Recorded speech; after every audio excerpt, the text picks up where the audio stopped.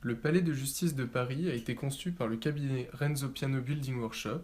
Il est achevé depuis août 2017.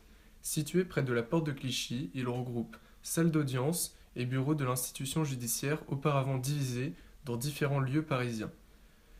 Le but étant de créer une ville verticale judiciaire. La façade sud du bâtiment fait face à Paris tandis que le nord se tourne vers Clichy.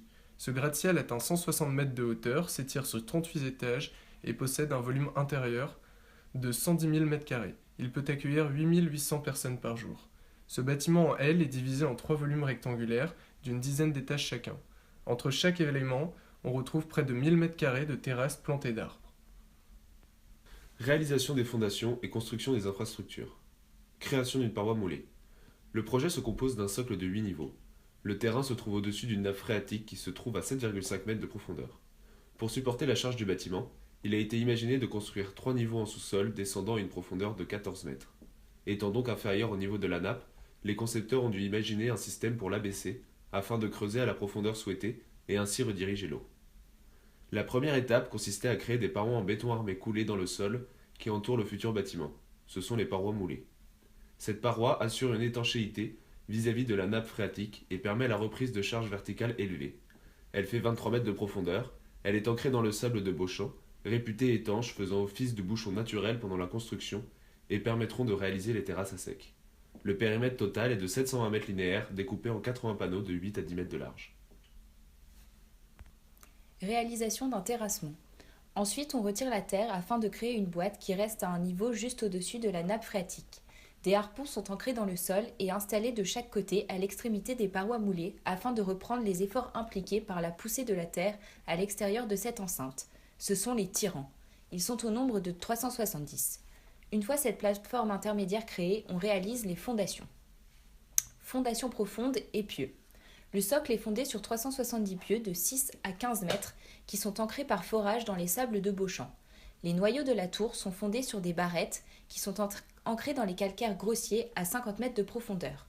La résistance des barrettes aux efforts horizontaux est supérieure à celle des pieux circulaires de même section, ceci est dû à leur forme. C'est une technique utilisée pour les hautes capacités portantes. Elle permet de reporter directement les charges des fondations sur le bon sol. Maintenant, l'abaissement de la nappe phréatique peut commencer. Abaissement de la nappe phréatique. Grâce à un système de pompe situé au niveau bas des pieux, l'eau qui se situe sous la boîte est évacuée afin d'arriver au niveau d'eau souhaité. Deuxième terrassement. Un deuxième terrassement fut nécessaire une fois la terre vidée. On coule une immense dalle de béton armé appelée radier, d'une épaisseur pouvant aller jusqu'à 1,20 m, qui constitue une assise stable au bâtiment et permet de répartir les charges de celui-ci. Les pompes ne sont pas arrêtées directement car il faut attendre la construction du quatrième niveau du socle pour que le poids du bâtiment soit suffisant pour compenser la poussée de l'eau, sinon la dalle bougerait. Construction des noyaux. Habituellement, une tour est composée de fondations et d'un noyau de structure, c'est-à-dire une structure en béton armé perpendiculaire au sol qui atteint le sommet du bâtiment et où viennent se connecter les planchers. Mais l'architecture de ce bâtiment implique la mise en œuvre de 3 noyaux de structure et de 2 coffrages spécifiques, allant de 40 à 160 mètres de hauteur et de 25 à 60 cm d'épaisseur moyenne, avec une épaisseur maximum de 1,40 m. Ces noyaux comportent les blocs techniques. Le plus petit d'entre eux, qui se termine au niveau 19, est réalisé en voile banchée. Pour les 2 autres noyaux, il fallait les réaliser en un minimum de temps. La technique utilisée est celle du coffrage glissant, qui est efficace pour apporter des verticales très hautes et très vite. Celle-ci permet également de s'adapter au mieux aux changements de géométrie impliqués par la complexité de l'ouvrage. L'épaisseur des noyaux varie en fonction de la taille du bâtiment. Plus le bâtiment est haut, plus le noyau s'affine, sauf au croisement des blocs où le noyau est plus épais, lui donnant une taille de guêpe. Le ferraillage et le béton sont mis en œuvre en même temps. Au croisement de chaque bloc, on retrouve ce volume plus épais qui permet de marquer la distinction des blocs et atténuer la grande verticalité de l'ouvrage. Des poutres de béton précontraints situées au niveau 9, 19 et 29 portent les 10 étages supérieurs et reportent les efforts vers les noyaux. La taille de bloc de séparation engendre beaucoup de descente de charge vers les fondations. Pour reprendre ces efforts, un plancher de transfert est mis en place au niveau 6 de manière à ce que les efforts se retrouvent dans les fondations extérieures au noyau afin d'équilibrer les reprises de charge et tenir l'ensemble de l'ouvrage. Les 3 blocs reposent également sur des planchers de transfert en béton précontraint. Comme nous l'avons dit, les terrasses sont ainsi dégagées des poteaux et le bâtiment voit sa forme s'affiner en taille de guêpe. Ces consoles sont précontraintes, par des câbles en acier situés en fibre supérieure. Cette précontrainte permet de réduire les sollicitations de flexion, la fissuration du béton et les déformations dues au fluage, critiques pour les panneaux de façade. Avec cette technique, 20 cm de noyaux sont créés par heure en pleine cadence. Les noyaux permettent de reprendre les efforts horizontaux, notamment l'effet du vent sur l'ouvrage.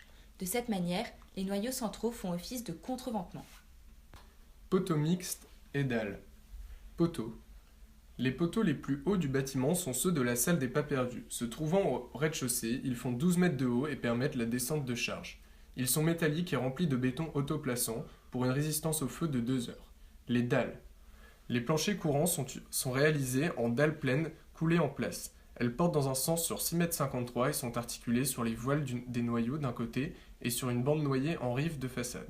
Elles fonctionnent comme une poutre continue appuyée sur les poteaux de façade qui sont espacés de 2,70 m.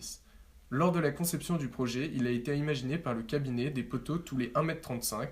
Pour des raisons économiques, seul un poteau sur deux est donc structurel. Les faux poteaux sont en plaque-au-plâtre et permettent de conduire les réseaux électriques. La façade en verre. Pour finir, la façade du bâtiment est couverte de 50 000 m² de verre avec de hautes performances environnementales. L'immense enveloppe vitrée symbolise la clarté et la transparence de la justice. C'est une double peau constituée de verre feuilleté qui a pour caractéristique de se fissurer sans tomber. Ceci dans un but de sécuriser la construction.